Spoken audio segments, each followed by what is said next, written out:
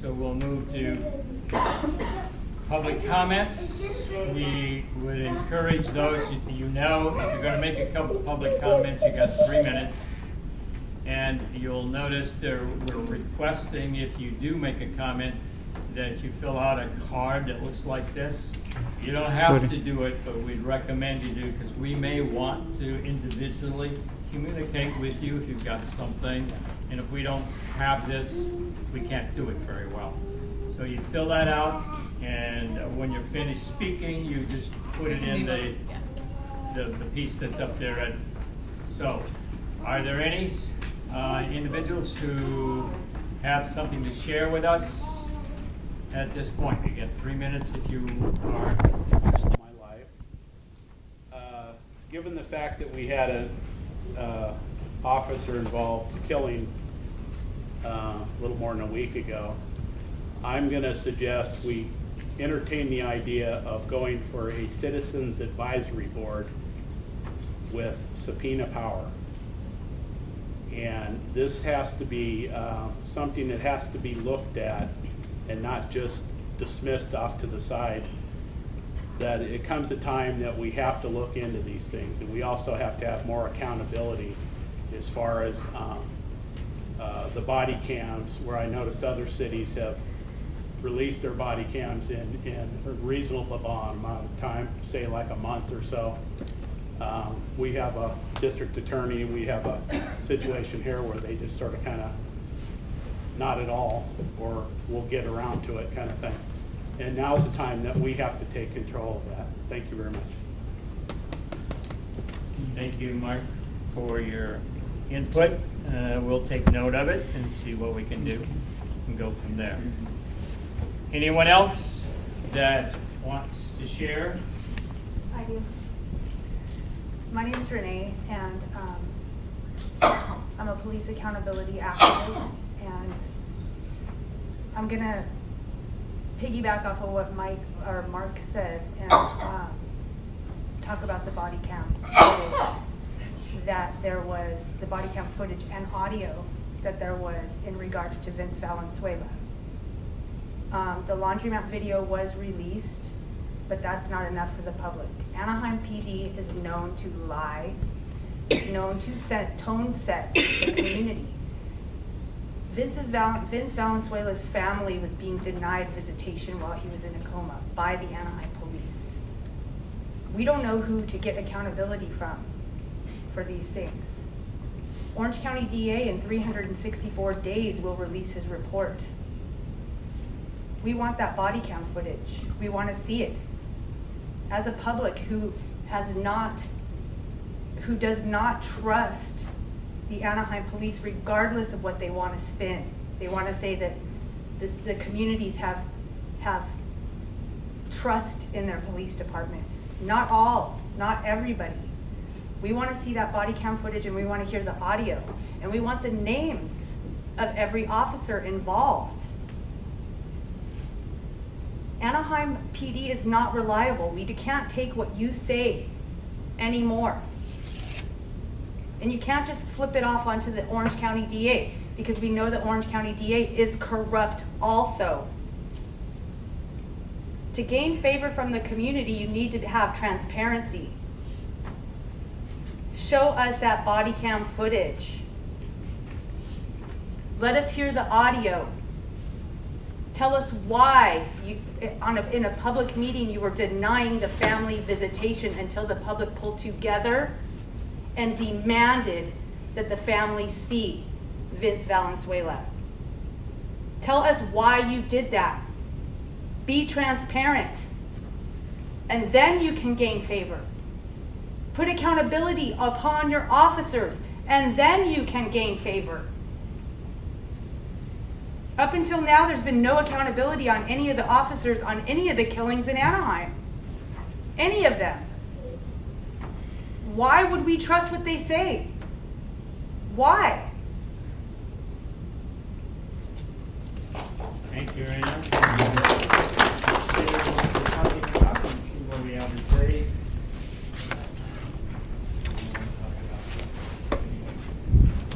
Yeah. All right. My name is Lou Noble. I've been going to the council meeting for over 2 years ago. I'm an advocate for the homeless veterans, homeless disabled, and all those who are out there in danger. And not only they're in danger of criminals that are out there that are actually abusing them, but they're in danger of the police mistaking them. They don't know how to handle. They're giving the police too much to handle. They don't know how to handle a homeless. They don't know how to handle a mentally ill. The training, where is the training? What kind of training have you had? I mean, in the core of the problem, like we've been saying, is accountability. If there was accountability and justice for all, people wouldn't be out there marching, protesting, even to the point that they get so tired there is no justice for their loved ones, because if any of us lose a loved one to a criminal, to a cold-blooded death, what we really need is CPR, and that's citizens police accountability. Just like we have here, there should be a panel of citizens who make that accountability to this police. I know they're being protected by their union, by their police Bill of Rights, by the NDAA and the Patriot Act, and that's why we have to get rid of these bad apples, because it's tarnishing the police department. If you could keep protecting these people from killing in cold blood with a video and then let them go and still be out there, you know, the mayor knows exactly who they are because we have named them. The liaison, sergeant. Are they taking steroids? Or if they're so stressed out, there should be at least some kind of evaluation, mental evaluation, because if they're getting too stressed out and if they fear for their lives, they shouldn't be in the streets, because they're endangering the rest of the public here. Because one wrong move and you could be mistaken. If the policeman has, some kind of stress, and he's got that thing here, he's going to pull it. And then what happens? We all pay for it on lawsuits, on victims, on their families, everybody. Even with this, the police out there, now they're feeling how it is to lose that part of our society. Okay, and even the homeless. We'll just have to cut it off. Thank you. We hear what you're saying, and we're noting those things. Yes, please. I don't know if the chief wants to deal with that at all. Let him comment on your comments if you don't mind. Sure. You want to do that now? You want to do it now, or you want to wait? Maybe you can give us since you're up here, maybe you can give us an update on the Sure. investigation. Absolutely. As we are aware of the unfortunate death of Mr. Valenzuela, I want to maybe just cover the investigation, maybe also answer some of the questions that we just heard from some of the comments from some of our community members. I provided the community with a press conference, not yesterday, day before. I'm sorry, I'm losing my days here. Unfortunately, the incident involved Mr. Valenzuela, which started at a laundromat after a radio call of service regarding Mr. Valenzuela following a mother. The officers contacted Mr. Valenzuela at the laundromat, witnessed him discard a narcotic pipe, attempted to contact him. A struggle ensued inside the laundromat. Immediately outside the laundromat, he crossed the street over to 7-Eleven, where the struggle continued there. During the arrest, he went into medical distress. The officers provided first aid, including CPR, and he was ultimately transported to a nearby hospital. With respect to some of the concerns that were addressed about the visitation, Renee is correct. There was a lack of the allowance of the family to visit with Mr. Valenzuela. As soon as management became aware of it, we removed that obstacle, and the family was allowed to visit with Mr. Valenzuela. That is something that we have to work on. Normally that is a practice where we do not allow family to visit with somebody who's in our custody. Given the situation, it was prudent to allow the family to visit. So that was in fact addressed. With respect to the investigation, as recent as today, we had our MERT review, which includes Mike Janako, the Office of Independent Review, City Attorney, Risk Management, our folks from within the organization. And we actually had a few other folks from other organizations partaking in the process to learn so they themselves can better their organizations. As that investigation continues, the District Attorney's investigation continues, and then ultimately a review by the Office of Independent Review. Also, I think there's some misunderstanding with respect to the community as to who sees the body-worn camera footage. The community may not be aware, but this board here actually just prior to this meeting saw the body-worn camera footage. You represent the community. You get to see the body-worn camera footage. Again, it's an ongoing investigation, so you're not allowed to share it. But I think it's important for the community to know that it's not just us, it's not just the district attorney, but it is the public safety board that represents the community that also sees the body-worn camera. Kind of wrapped up that one fairly quick. Are there any questions specifically? Again, it's ongoing, the investigation. The autopsy was completed today. We are waiting for that report, which will go to the district attorney, who is the lead agency handling that investigation. Any other questions from the board?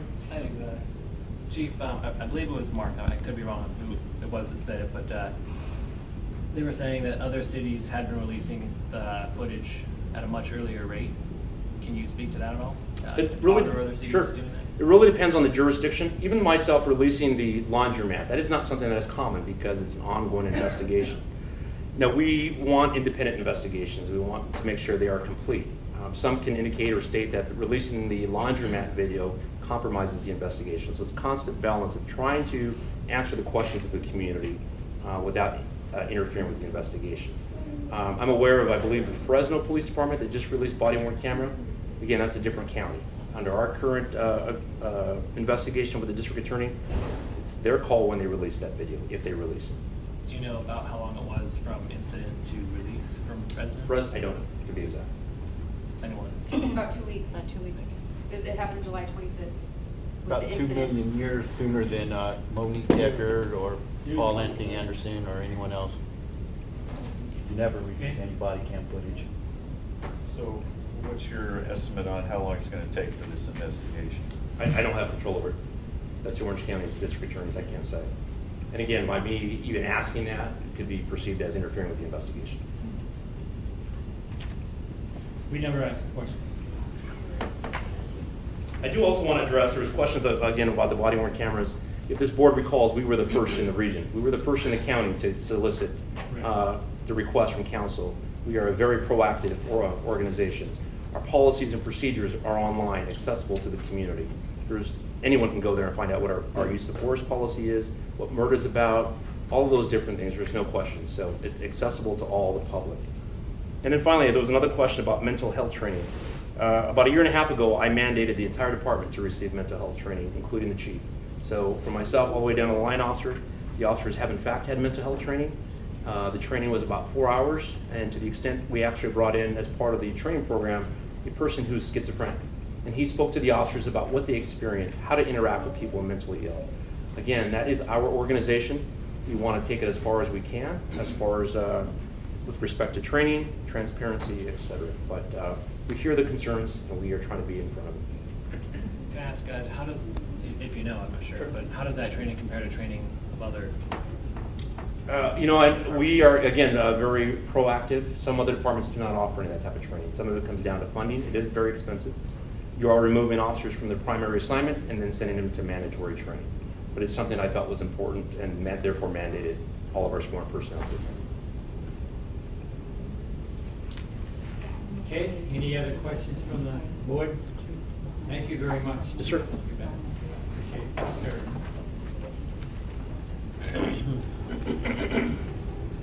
it. Any other public? Here we go. Good. Hi, my name is Theresa Smith. I'm the mother of Cesar Cruz, who was killed by Anaheim PD in 2009. You know, I've been advocating for this for quite a while, a long time, it seems like, a lifetime. And, we felt that the Public Safety Board was going to help or be important or help out. I know we're not supposed to ask questions, but I'm still gonna ask a question. Were you guys involved in this last death of Mr. Vernon? Because I know that it was said that the DA was the Office of Independent Review, Michael Giannocco, of course, the police, their investigation. But were you guys also a part of this or able to see? I know you just saw the footage, evidently. Yes, we just. How fast? Because I thought you guys were going to be on board when things like this happen. Did any of you go to the hospital? Did any of you do any of that? No, not that we are aware of.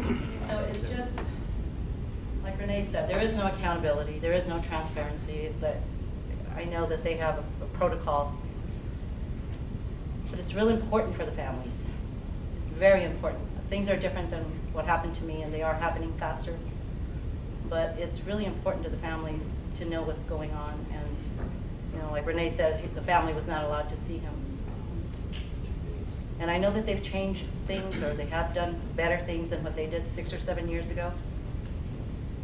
But once again, like a couple of people have said, you know, today I watched this thing with the mayors going to see President Obama and talking about law enforcement and all this stuff. And I'm sure, I know the Mayor Tate is there. I thought Mr. Quesadilla was going to be there, but he's not. But other activists, other families, you know, we keep sitting around and we keep talking about it and talking about community policing and talking about better things. But I don't really see too much of a change because there's still people dying. Mothers are still burying their children. Wives are burying their husband. Children are burying their fathers.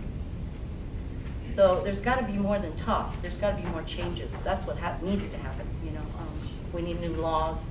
We need people to advocate for that better laws, change things.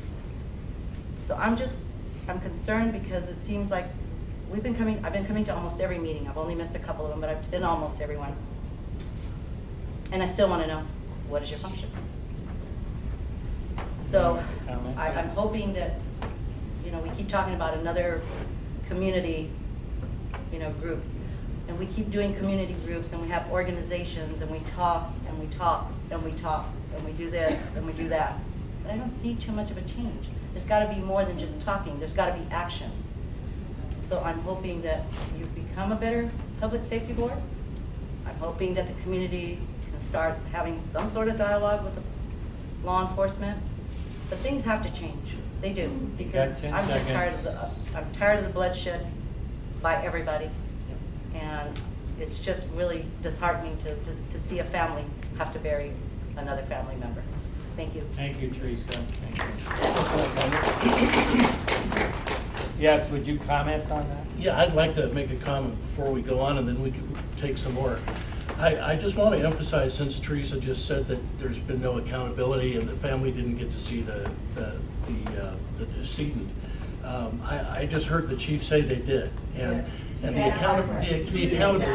accountability, that 2 at a time. Okay, he's in custody, and they don't have to let him see him at all. So the fact that the chief you know, made the adjustment and thought it was appropriate, I think is showing that someone's accountable up to the top that's made some changes. Also, another thing that you might keep in mind in your plea, because none of us like to see, you know, deaths and families burying their children, is that, you know, a lot of the change is not for the police to make. You know, when the police find someone on the street or in a situation, whether it be at Laundromat or wherever else, who will not comply with their reasonable commands and who fights them and perhaps is on drugs or whatever that gives them the power to fight them like they would if they were 3 different people. And the police have to maintain order and control in a manner that ends up creating a problem and maybe even a death. Who are you going to blame that on? It's not all the police. So sometimes the police act in a reasonable way and somebody dies, and that's not a good thing. But to blame the police, say there's no accountability and there's no change and Anaheim is evil and this and that and the other thing, that's not what we're saying. Well, I'm just saying, I'm you know, hyperbole on both sides. Okay, I'm making my comment now. Thank you. So my comment is that we have seen the video. We are in a position to make recommendations about that. And there are good reasons I can tell you as a lawyer, I don't know what Fresno does or why they do it, but there are very good reasons for not releasing things to the general public in the kind of time frame that I'm sure you would like to see. And but those things are shown to us, and if there are recommendations or things to be made, that we are in a position to do that. So I think that you should feel encouraged by that, because that is some accountability. I think if you were reasonable to not have just an agenda on your mind that you want to press, you would hear what I just said. I heard you. That's what was so upsetting. Okay, thank you very much. That's my comment. Yeah, videos don't lie. I want to make one comment. I think, we are a new board, and it's a pilot project, and we are moving forward. You may not see it, but I think things are developing that will help, perhaps in a more significant way from your point of view. And so we're trying to say, how can we, our board, be functioning so that we're better representing Anaheim and the people in it, because that's really what we want to do. So how do we make that happen? We have to work through that process as to what you do, how you do it, what kind of authority do we have to do those things. So those things are issues that we're concerned with and we want to address. And so that's what we're trying to do. So bear with us for a little bit here. And just give us a little room while we continue to seek what we want to do. Just listen to the people. Right. Okay, don't make assumptions that we think certain Right. ways. Okay, young lady, what's your name? My name is Donna Acevedo Nelson. My son Joel was killed by the Anaheim PD in 2012. That's my grandson, that's his son. He was only a few months old when he was killed. I want to continue what you were saying about this being a pilot program and about moving forward. That's what I'm wondering about, because this is a pilot program and we were told that it would evolve into something that had more teeth and could, be able to see what's going on and, be the, that go between the community and the police. I still haven't seen that, and I'm here not only as a mother, but I'm the co-chair of Anaheim Community Coalition, and we worked as some of the community members. We came up with some really good ideas for police oversight, and I know Carolyn has looked them over, and I think she gave you all copies of that. And then we've also worked with the city manager, the two city managers before you. So I know the city has copies of that too. And I was wondering, well, since you're willing to evolve into something more, how close are you getting to, being that real police oversight that we've been asking for with accountability? And also what Renee was saying about the family, that was one thing that we were told, that the investigation would be in real time with Mr. Janako and, internal affairs, and, we thought it would be whoever the police oversight was. So I'm just wondering why none of you were also at the hospital. Then you would know, even the family couldn't even, they couldn't see, what I was told, they couldn't see Vincent. And even when they got the attorney, they were told he didn't ask for an attorney. So how could he ask for an attorney if he's in a coma? And also, what was he charged with? I mean, if he was resisting arrest, well, there should have been an initial charge that I guess they eventually dropped. And I don't know if you mentioned what those charges were, but and then also going back to the police oversight, we talk a lot about the policies and what happens when policies are broken. Was Mr. Valenzuela, was he tasered in the chest? Is that against policy? And what's going to happen to these officers that tased them there? I mean, do they continue to go on? Or I know they're supposed to have better training, but I don't think the training should be on the backs of dead people that were killed by, by police in Anaheim. I think that, the training should come, from little mistakes, not from deadly mistakes. We understand. I think your time is up at this point. We hear what you're saying, okay? And that's what we're here for, to try to understand your point of view and see what we can do, if there's ways in which, as a group, as the board. So that's where we're at, and we're trying to move forward with that. So I appreciate your comments, and you'll just have to pray us into doing a better job of what you're looking for. Okay, thank you. And none of us have ever called Anaheim evil or the police evil. We just want things to get better, and we don't want anybody being hurt or being killed. But you do seem to assume that the police are responsible for every death. You don't know that. But you seem to assume that they have no responsibility. No, we don't assume that at all, but I've seen, the evidence that you're not able to see. I mean, if there are things to be done, I think you have to trust us, or whoever ends up on this board. It won't be us forever. But to be able to take action that's appropriate. If there are policy diversions, if there are improper actions. And so it's not right to assume they do everything right, but it's not right to assume they do everything wrong. But I think you. Well, your time's up, so I would like to have you. Going out and seeing what's really happening, and I don't see you doing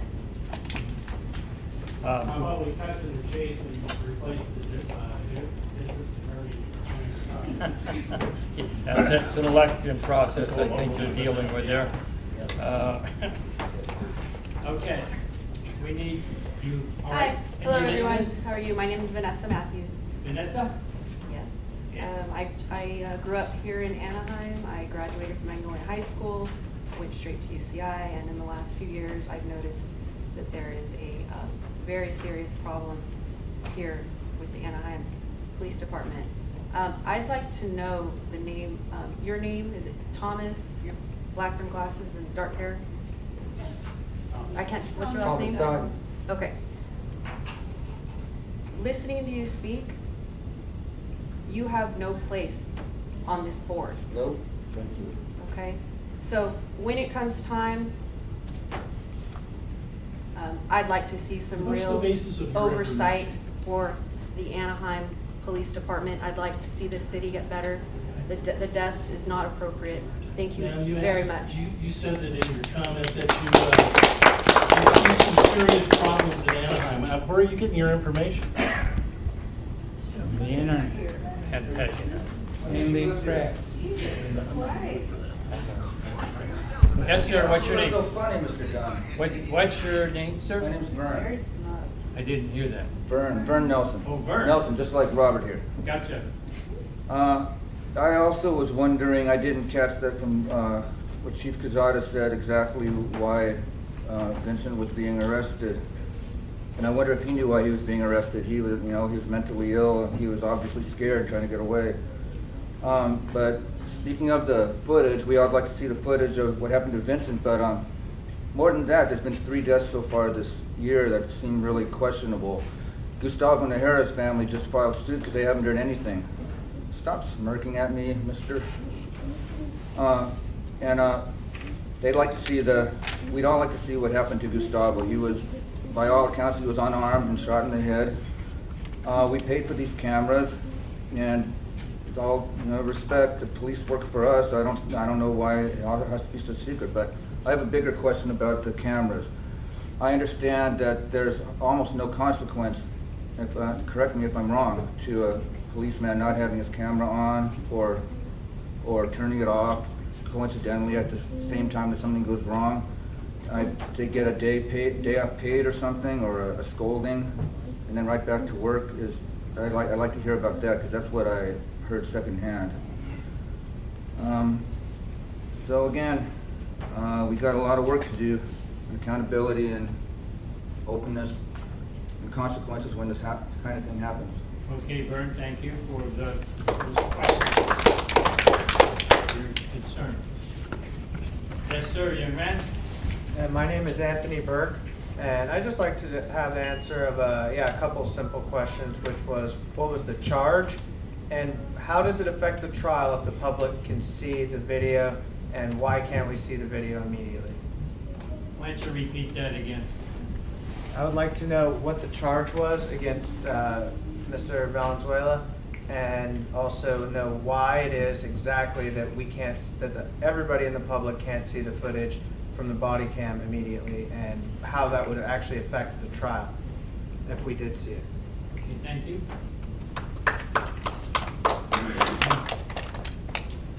Happy evening. Thank you for being here. Especially thank all of you for being here. The reason why I'm here is because Who are you, Brian? Thank you. Oh, wow, somebody knows my name. My name is Brian Kay. Anaheim's fine officer Michael Kuna approached me, tackled me, breaking my meniscus in my right knee. As I lay silent and motionless on the ground, he kept saying that I was resisting arrest. Somebody else showed up and tased me in my lower back.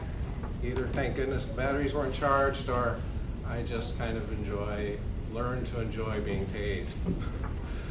Didn't actually knock me out or affect me. I was able to remain calm, remain silent, remain motionless, and continue to pray for the city of Anaheim. I prayed for Michael Kuna and his family.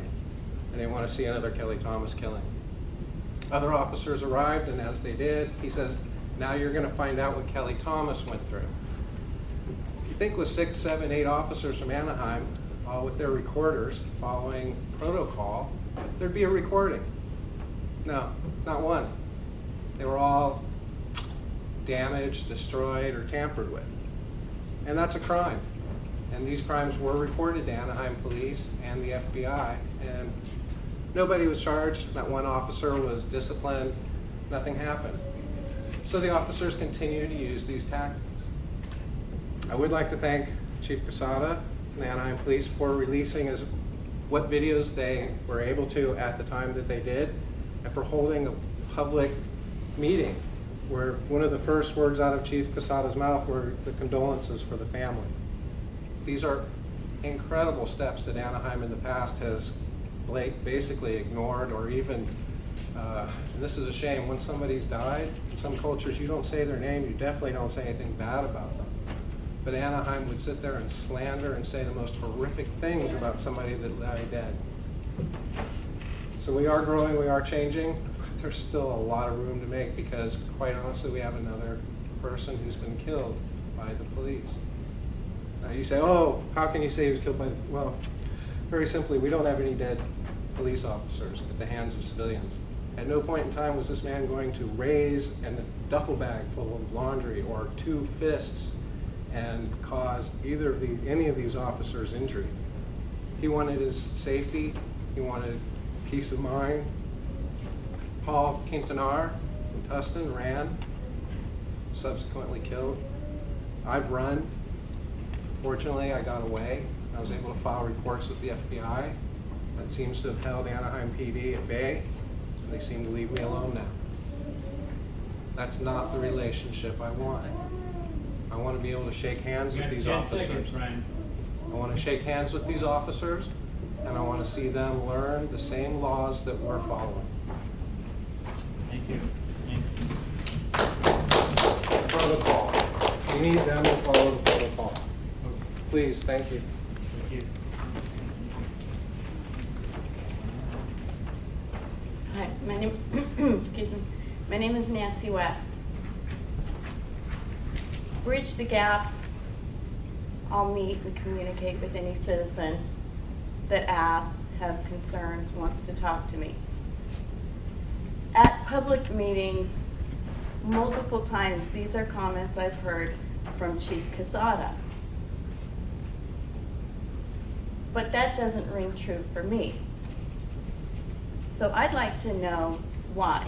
I can't be the only person that Chief Quesada refuses to meet with, just after promising over and over again publicly that he will meet with people. I'd like to get an answer why he won't sit down and talk with me. And he says, bridge the gap between the community and the police. Well, how are you going to do that if you have some citizens that you won't do that with? And when you say I will meet with anybody, I will sit down and have coffee with this person. I've heard that he has told people that he won't meet with me because I need help. So does that mean that I'm being discriminated against? Because according to Chief Casada, there's something wrong with me. So I don't get the same treatment as anyone else. All I've asked for was a meeting with the chief. For now.